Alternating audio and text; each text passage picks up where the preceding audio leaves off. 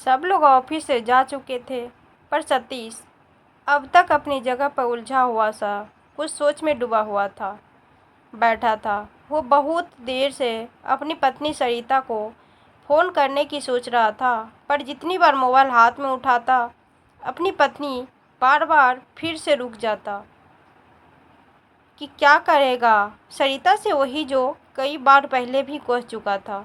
पहले काफ़ी समय से रिश्ता सरिता से उसकी बात नहीं हुई थी, लेकिन आज उसने ठान लिया था कि आज वो अपनी पत्नी से बात करके ही रहेगा। उसने फिर से मोबाइल उठाया और सरिता के पास फ़ोन मिला लिया। उधर सरिता ये लो सुनाई दी। सरिता सतीश की आवाज़ सुनकर पल भर के लिए चुप हो गई, फिर तटस्थ स्वर में बोली, हाँ बोली, बोलो सतीश।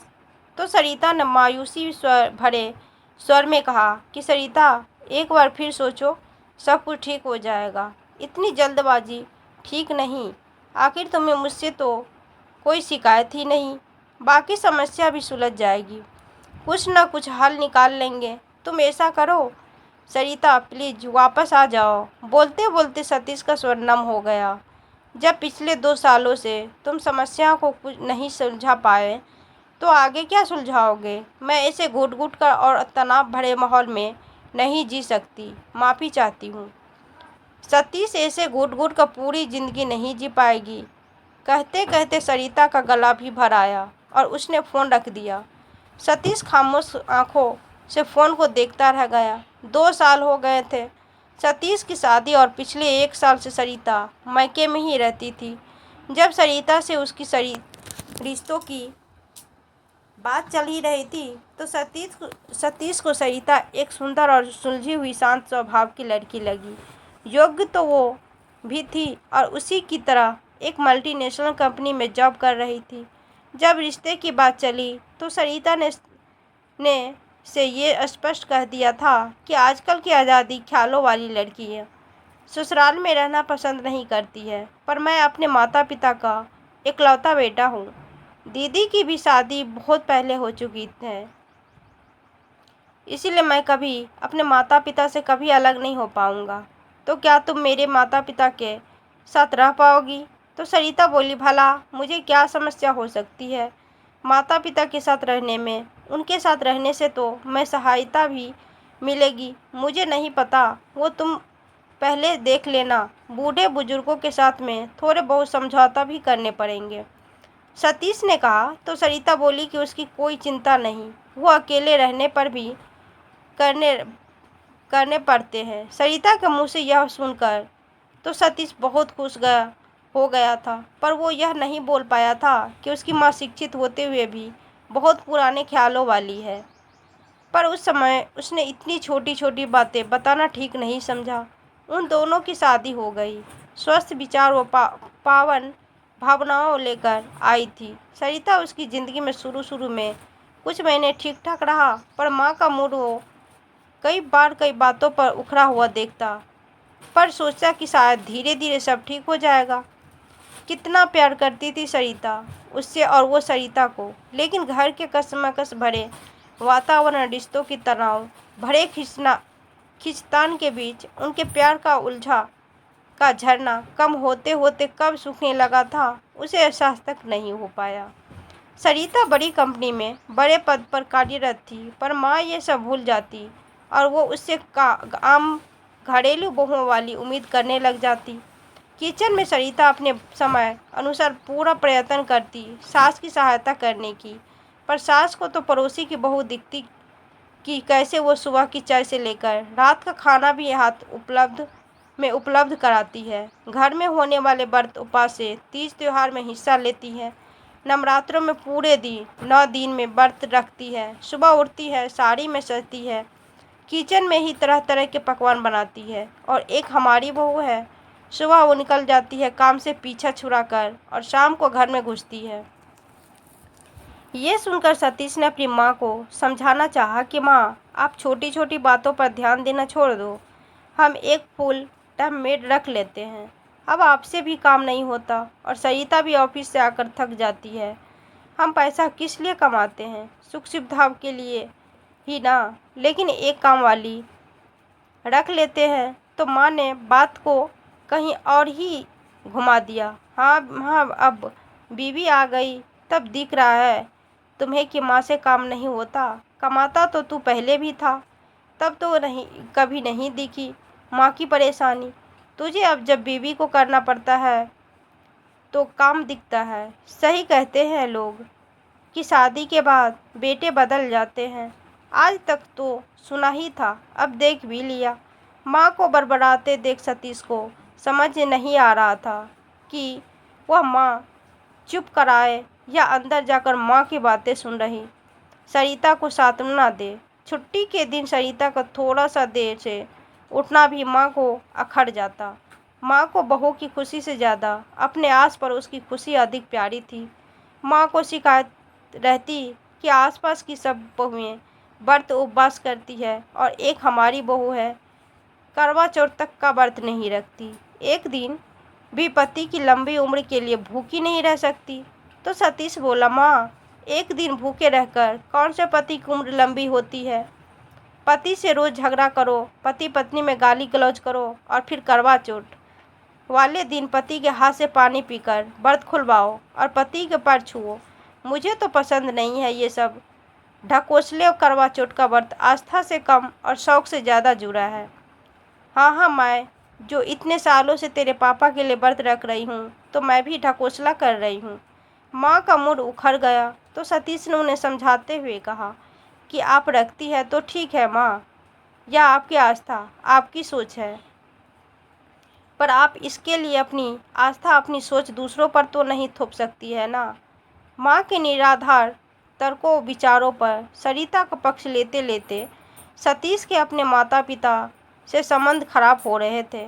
आज उसे समझ में आ रहा था कि उसके पिता श्यामलाल जी उसकी माँ शारदा जी की बातों पर चुप्पी क्यों साध लेते थे, क्योंकि शारदा जी अपनी बात के ऊपर किसी बात को नहीं आने देती थी। छुट्टी के दिन यदि उनका कहीं घूमने जाने का प्रोग्राम बनता तो शारदा जी ताना देना कभी ना भूलती कि रोज तो नौकरी के बहाने घर से गायब रहती है और छुट्टी वाले दिन पिक्चर और सैर सपाटे में फुर्सत नहीं मिलती। महारानी को तो सरिता का मुंह उखड़ जाता और वो कहीं नहीं जाती। सतीश ने कई बार अपनी माँ को समझाने की कोशिश की कि माँ, तुम दूसरों से सरिता की तुलना करना छोड़ दो। सरिता कार्य कुशलता को उसकी योग्यता के अनुसार जोड़ेगी, तब देखना तुम्हें कोई शिकायत नहीं रहेगी। सोचकर देखो कि अगर तुम उससे ये सब काम करने के लिए कहोगी तो क्या मेरे पास समय है ये सब करने के लिए जो तुम सरिता से उम्मीद करती हो। वो भी तो मेरे साथ ही ऑफिस जाती है और साथ ही वापस लौटती है, तो फिर वो यह सब कैसे कर सकती है। तुम उसका स्वभाव क्यों नहीं देखती, इतना कुछ सुना देती हो उसे, पर वो कभी पलट कर जवाब नहीं देती। छोटी छोटी बातों पर ध्यान देना छोड़ दो माँ, खुश रहो, मस्त रहो, जिंदगी को खुशी से जीना सीखो। सबके जीवन की प्राथमिकता अलग होती है। तुम जिन बहुओं की बात करती हो उनके जीवन की प्राथमिकता वही है, उनकी आप सरिता के साथ बराबरी मत करो। सतीश का उपदेश सुनकर शारदा जी और भड़क गई। बहुत बड़ी बड़ी बातें करना लगा है, बहुत उपदेश देना सीख गया है। मैं क्या जानती नहीं हूँ किसकी सहकर पर कर रहा है तू ये सब। जब तक शादी नहीं हुई थी तब तक तो जो मैं कहती थी सब ठीक लगता था। तुझे माँ का प्रलाप शुरू होता तो सरिता के आंसुओं पर जाकर ही खत्म होता। इन्हीं सब बातों से घर का वातावरण धीरे धीरे बोझिल होता चला गया। तनावपूर्ण रिश्तों से हो रही कशमकश की भरी दिनचर्या उनके खुद के रिश्तों पर हावी होने लगी। दोनों के बीच प्यार की बातें कम, दूसरों पर चर्चा ज़्यादा होने लगी। अब अक्सर चुप रहने वाली सरिता अब सतीश से कभी कभी प्रतिवाद करने लगी और एक दिन उसकी सहन शक्ति जवाब दे गई। हार कर उसने सतीश से कह दिया कि अब यह रोज रोज की किचकिच मुझे बर्दाश्त नहीं होती। सतीश, ऑफिस से थक हार कर आओ और घर में आकर यह सब सुनो। किचन में माँ की मदद के लिए जाना चाहती हूँ तो उनके रूप से भी डर लगता है। मैं भी कब तक चुप रहूँ, एक दिन काम तो नहीं है मेरा। एक छुट्टी के दिन भी न शरीर को आराम न दिल दिमाग को। या तो तुम माँ जी को समझाओ या फिर अलग रहने की व्यवस्था करो, सरिता ने कहा। तो सतीश बोला कि समझता तो हूँ माँ को सब सरिता, पर क्या करूँ, माँ है वो बुरी तो नहीं हो सकती, हमारे लिए बस थोड़ा पुराने विचारों की है। तुम उनकी बातों पर ध्यान मत दिया करो। कितने दिन ध्यान नहीं दूँ सतीश, आखिर बातें जब कानों में पड़ती है तो दिल में भी उतर जाती है और दिमाग में भी बसती है। कितनी बार नज़रअंदाज करूँ, थका मंदा दिमाग बनना जाता है मेरा। इस घुटन भरे वातावरण में कितने दिन रह पाऊंगी। ऐसे माँ के रोज रोज के ताने सुनकर एक दो दिन की बातें हो तो अलग बात है, पर माँ जी तो रोज रोज शुरू हो जाती है। माना कि माँ है दिल की बुरी नहीं होगी, क्या पता हमें प्यार भी करती होगी, पर वाणी भी कोई चीज़ होती है। सतीश वाणी पर अंकुश रखता भी तो ज़रूर है, ये उनका स्वभाव है। इंसान अपनी आदतें बदल सकता है पर अपना स्वभाव नहीं, इसीलिए उनके साथ मेरा निर्वाह नहीं हो पाएगा, मैं नहीं रह पाऊंगी उनके साथ। सरिता फैसला सा करते हुए बोली, यह तुम क्या कर रही हो सरिता, मैंने तुम्हें पहले ही इस बारे में स्पष्ट बता दिया था कि मैं इकलौता बेटा हूँ और मैं माँ बाप से कभी अलग नहीं हो पाऊँगा। हाँ सतीश, तुमने कहा था, पर तब तुमने ये नहीं बताया कि उनका बोलना इतना बुरा है। दूसरी बातों के साथ, आदतों के साथ, दिनचर्या के साथ सामंजस्य बिठाया जा सकता है, पर बुरा बोलने वाले के साथ सामंजस्य बिठाना बहुत मुश्किल है। सतीश प्यार के दो मीठे बोल, प्रशंसा के दो शब्द नहीं है, उनके पास हर समय कोई बुराई कैसे सुनता रहे। तुम ही बताओ ऐसा क्या बुरा करती हूँ मैं, उनके साथ कहते कहते सरिता का स्वर भरा रह गया। सतीश मानसिक उलझन का शिकार होता जा रहा था। माँ किसी भी तरह से अपने स्वभाव से बाज नहीं आती थी और सरिता जब तक उस पर अपनी भड़ास निकाल देती, उसे समझ नहीं आ रहा था कि क्या करे और क्या नहीं। इस समस्या का कोई समाधान उसे नहीं दिखाई दिया। सोचने लगा कि अलग घर भी लेता हूँ तो लोग, नाते, रिश्तेदार और समाज यही कहेगा कि सतीश भी उन्हीं बेटा में से एक निकला जो शादी के बाद बीवी की बातों में आकर माँ बाप को छोड़कर अलग हो गया। उनको ये थोड़ी पता है कि उसकी माँ उसके जीवन का सबसे प्यारा और अहम रिश्ता कैसे अपने स्वभाव, अपनी वर्कस वाणी से उसके जीवन को छीन भिन करने पर तुली हुई है। बीवी बुरी हो तो इंसान तलाक दे, पर माँ का क्या करे, सोच सोच कर ही सतीश भन गया। अपने जीवन की उलझना में उसे समझा दिया था कि रिश्तों को बनाए रखने के लिए सिर्फ एक की कोशिश काफ़ी नहीं होती, रिश्ता चारों तरफ से निभाया जाता है। दिन ऐसे ही बीतते रहे। धीरे धीरे उसके और सरिता के बीच में भी झगड़ा शुरू होने लगा और ऐसे ही एक दिन झगड़ा और मनमुटाव के कारण सरिता घर छोड़कर मायके चली गई।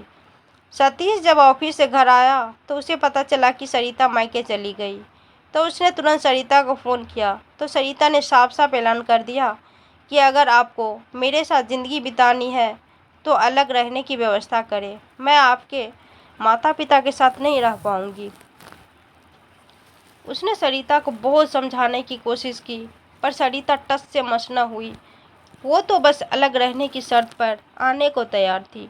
तब से 1 साल होने को आया था और अब तो सरिता कहने लगी कि उसके लिए अगर ये सब इतना मुश्किल है तो वो चाहे तो अपना रास्ता बदल सकता है। ये सुनकर तो सतीश सन ही रह गया था। इतना बड़ा फैसला कैसे कर सकती है सरिता, और वो भी इतनी छोटी छोटी बातों पर। गुस्से के मारे कुछ समय तक उसने सरिता को फ़ोन नहीं किया। आज उसने बहुत दिनों बाद, जब उसका दिमाग कुछ शांत हुआ, तो सरिता को फिर से समझाने के लिए फ़ोन किया था। पर सरिता का जवाब जैसे का तैसे था। छोटी छोटी बातों ने उसके जीवन में इतनी बड़ी उलझन पैदा कर दी थी कि उसे समस्या का कोई समाधान ही नहीं सूझ रहा था। कैसे अपना वैवाहिक जीवन बचाए, इसी सोच में डूबा हुआ सतीश ऑफिस से बाहर निकला, पर घर जाने का मन नहीं किया। कुछ सोचकर अपने दोस्त राजेश के घर चला गया। राजेश उसकी उलझन को अच्छी तरह से समझता था। उसने चाय का कप में मौज पर रखते हुए कहा, अच्छा, मतलब कि सरिता अलग रहने के सिवा किसी भी सूरत में वापस आने को तैयार नहीं है। तो सतीश बोला, आएगी भी कैसे राजेश, मेरी माँ का रवैया वही है, वो कुछ भी समझने को तैयार नहीं। समस्या वही है, कुछ भी तो नहीं बदला, फिर से सब कुछ वही होगा। माँ के ताने, माँ का स्वभाव अपनी वाणी पर जरा भी अंकुश नहीं रख पाती है। वो जिस समस्या से छुटकारा पाकर गई है सरिता, वो समस्या तो उसे अभी भी तैयार मिलेगी। मैंने माँ को बहुत समझाने की कोशिश की, पर मेरी माँ समझने को तैयार ही नहीं है। उन्हें तो बस पड़ोसियों की बहुएं अच्छी लगती है। सतीश ने मायूस होकर कहा। तो राजेश बोला कि एक बात कहूँ सतीश, तू फिलहाल सरिता की बात मान क्यों नहीं लेता? ज़्यादा दूर मत जा, बस जहाँ तक सरिता को माँ के ताने सुनाई न दे इतनी दूरी पर किराए का घर देख ले।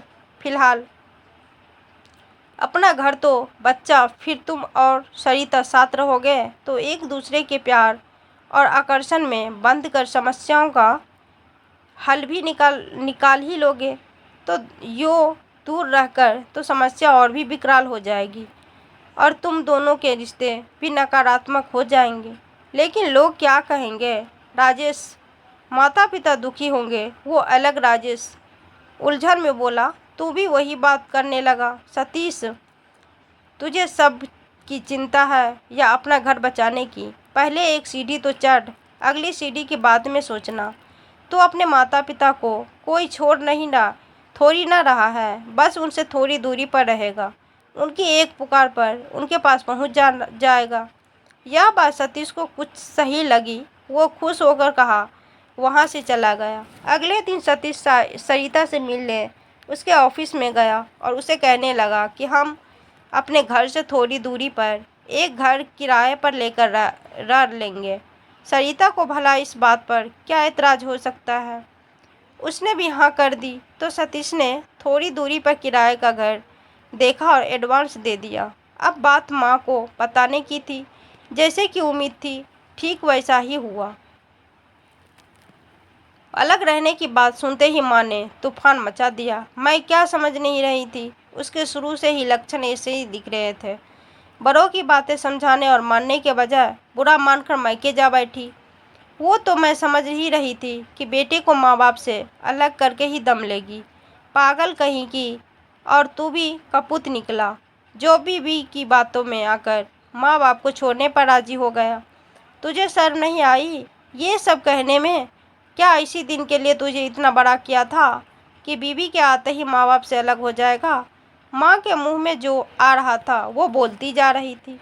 सतीश जानता था कि उसके माता पिता का दिल उसके इस निर्णय से बहुत दुखी होगा, पर इसके पीछे उन्हें अपनी गलतियों नज़र नहीं आएगी।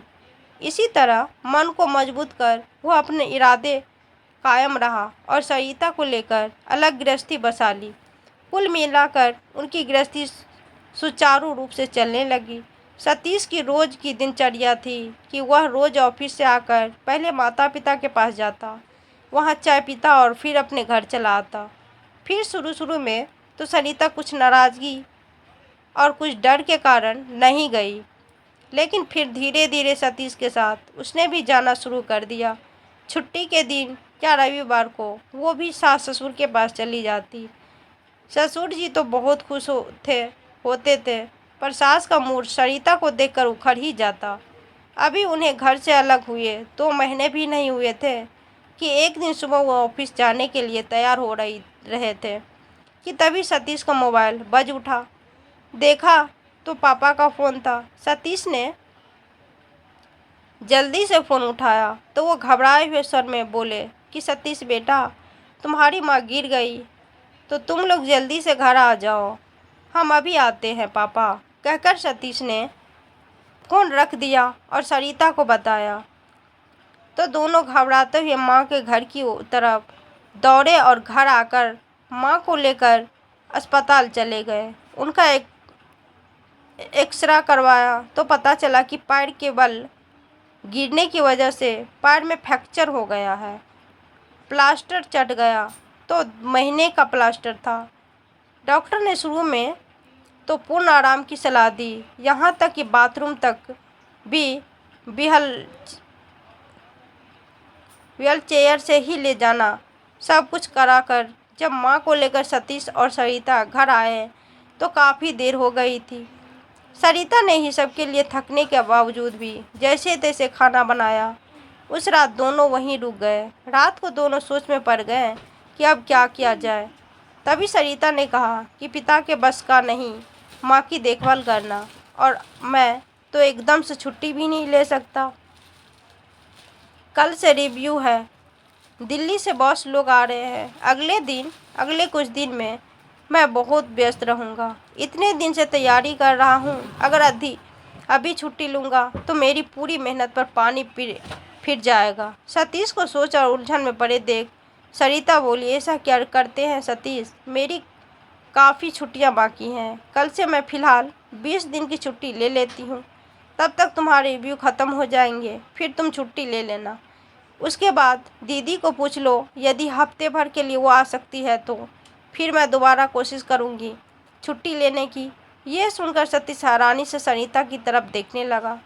उसके चेहरे पर माँ की परेशानी से उपजे चिंता के भाव साफ साफ दिखाई दे रहे थे। यह देखकर सतीश सोचने लगा कि माँ ने क्या कुछ नहीं कहा सरिता को, पर फिर भी वो आज उसकी माँ के लिए तैयार खड़ी है। पता नहीं माँ सरिता को क्यों नहीं समझ पाती। क्या हुआ सतीश, क्या सोचने लग गए? हाँ ठीक है सरिता, पर तुम्हें छुट्टी लेने में दिक्कत तो नहीं होगी? नहीं, कोई दिक्कत नहीं होगी, मिल जाएगी, तब ज़रूरत के समय नहीं मिलेगी तो फिर किस काम की ये छुट्टियाँ। यह सुनकर सतीश रात में निश्चय होकर सो पाया। सरिता ने छुट्टियाँ लेकर पूरे तन मन से सास की देखभाल की।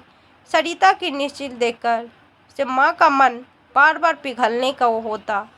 हालांकि वो उन विचारों के अधिक थी जिनमें वो बहू का प्यार कम, उसका फर्ज ज़्यादा समझती थी। 20 दिन बाद सरिता ऑफिस चली गई और सतीश ने छुट्टी ले ली। 1 हफ्ते के लिए दीदी को बुला लिया। दीदी गई तो सरिता ने फिर से छुट्टी ले ली। सरिता ने पूरी नाराज़गी भूलकर सास की खूब सेवा की। धीरे धीरे माँ पूरी तरह ठीक हो गई। सतीश देख रहा था कि कहीं ना कहीं माँ के मन को भी सरिता की सेवा बांध गई थी। सरिता की ज़रूरत पर कभी ध्यान न देने वाली माँ अब उसे जब तक तब पूछ लेती कि उसने खाना खा लिया या नहीं, या फिर थोड़ी देर आराम कर ले, सरिता थक गई होगी। माँ के मुंह से सरिता के लिए ऐसी बातें सुनकर सतीश बहुत खुश हो रही थी। कल से सरिता की छुट्टियां भी खत्म होने वाली थी और माँ भी अब पूरी तरह से ठीक हो रही थी। रात का खाना खिलाकर वे लोग अपने घर जाने के लिए तैयार हो गए। सरिता कमरे में जाकर माँ से मिलकर बाहर आ गई। सतीश भी माँ से मिलने के लिए कमरे में आ गया और बोला कि अच्छा माँ, चलते हैं, अब आप बिल्कुल ठीक है, अपना ध्यान रखना, हम आते जाते रहेंगे। सरिता की भी काफ़ी छुट्टियां हो गई है, कल से वो भी ऑफिस जाएगी। हाँ बेटा, बहुत सेवा की सरिता बहू ने मेरी। माँ का स्वर कुछ पश्चाताप से भरा था। सरिता को समझने में शायद भूल कर दी मैंने। कोई बात नहीं माँ, माता पिता की सेवा व देखभाल करना तो हमारा फर्ज है। आपको जब भी ज़रूरत होगी हम आपके पास होंगे। तो भींगे स्वर में बोला, माँ।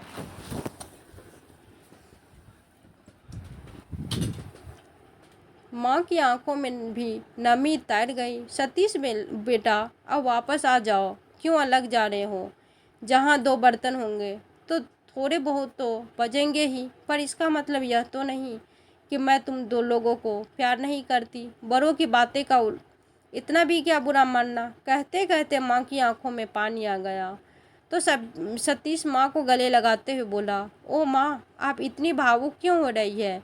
आपके ही तो बच्चे हैं हम, जरा से दूर जाने से दूरी थोड़ी ना हो जाएंगे आपसे। वो धीरे धीरे माँ की पीठ सहलाते हुए बोला कि माँ, एक घर में एक छत के नीचे ही रहे थे, आपके पास ही थे, पर आपके दिल से दूर थे। जब थोड़ा दूर चले गए तो अब आपके दिल के पास है। मुझे उम्मीद है कि आप मेरी बात समझ गई होगी। साथ रहकर थोड़े दिन बाद फिर से वही सब शुरू हो जाएगा। वही दम घुटन वातावरण, वही रिश्तों की खींचातानी। नौकरी के साथ ये सब झेलना सरिता के लिए बहुत मुश्किल है माँ। अब मैं सरिता के ऊपर अपनी कोई सोच थोपना नहीं चाहता। अपने और सरिता के रिश्ते को थोड़ा और समय दो। तब तक आप भी अपने विचारों को और बदल लो। जब तक सरिता मुझे स्वयं घर लौटने के लिए नहीं कहेगी तब तक मैं यह कदम नहीं उठाऊंगी माँ। और तब तक आप भी इंतज़ार करो। मैं जानता हूँ सरिता को जिस दिन उसे अपने और आपके रिश्ते पर विश्वास हो जाएगा उस दिन देखना वह खुद ही वापस आ जाएगी। मेरे लिए तो दोनों रिश्ते ही प्रिय है माँ। मैं तो चाहता हूँ आप और सरिता के बीच प्यार भरा रिश्ता बना रहे, तभी तो साथ रहने का मज़ा है माँ। कहकर सरिता उठ खड़ा हुआ। बाहर आया तो पापा खड़े थे। उन्होंने सतीश की पीठ थपथपाते हुए कहा कि वाह बेटा, जो बात आज तक मैं नहीं कह पाया वो आज तुमने कह डाली। पर बेटा, इतनी जल्दी वापस आने के लिए कदम मत उठाना, क्योंकि तुम तो जानते हो ही अपनी माँ को। वो अभी अभी मुश्किल है दौर से निकली है, इसीलिए इतनी बदली हुई है। वर्षों की आदतें और विचारों 4 दिन में नहीं बदलते बेटा। जब फिर से साथ रहना शुरू करोगे तो फिर से उन्हें अपनी वाणी और विचारों पर अंकुश कर रखना मुश्किल होगा। अभी और समय देना होगा उन्हें सरिता को समझने का और उन फालतू बातों से अधिक अपने बच्चों की ज़रूरत महसूस करने का। तब तक देखना सरिता भी तुम्हारी माँ के नज़दीक आ जाएगी। मैं तो पहले से ही आप सबके नज़दीक थी पापा। पीछे से आती हुई सरिता ने कहा तो सतीश और उसके पिता दोनों चौंक गए। तभी सरिता पास आकर बोली कि हम कल ही वापस आएंगे सतीश। माँ अभी अभी ठीक हुई है और उन्हें अकेला छोड़ना ठीक नहीं रहेगा। यह तुम क्या बोल रही हो सरिता? माँ के स्वभाव से तुम वाकिफ नहीं हो क्या? सतीश ने चौंकते हुए कहा तो सरिता बोली, मुझे पूरा यकीन है सतीश की माँ अब पूरी तरह से बदल चुकी है। अब उन्हें पड़ोसियों की बहू नहीं अपनी बहू अच्छी लगती है। पहले सोच लो सरिता, फिर रोज़ रोज़ इधर उधर घर चेंज करेंगे तो लोग क्या कहेंगे? लोगों को हम मौका नहीं देंगे। सतीश की इस बार मैंने माँ के दिल में अपने लिए वो प्यार देखा जो पहले कभी नहीं देख पाई थी। अब वह पहले जैसी नहीं रही, सरिता ने कहा तो सतीश भी मान गया और अगले दिन अपना सामान लेकर वापस अपने माता पिता के पास आ गए। बेटे बहू को वापस आया देखकर माँ खुशी से फूली नहीं समा रही थी। आज उन्होंने पड़ोसियों की बहू को अनदेखा कर अपनी बहू को अहमियत दी थी। तो दोस्तों, आपको ये कहानी कैसी लगी? अच्छी लगी तो कमेंट में ज़रूर बताना और हाँ, चैनल को सब्सक्राइब कर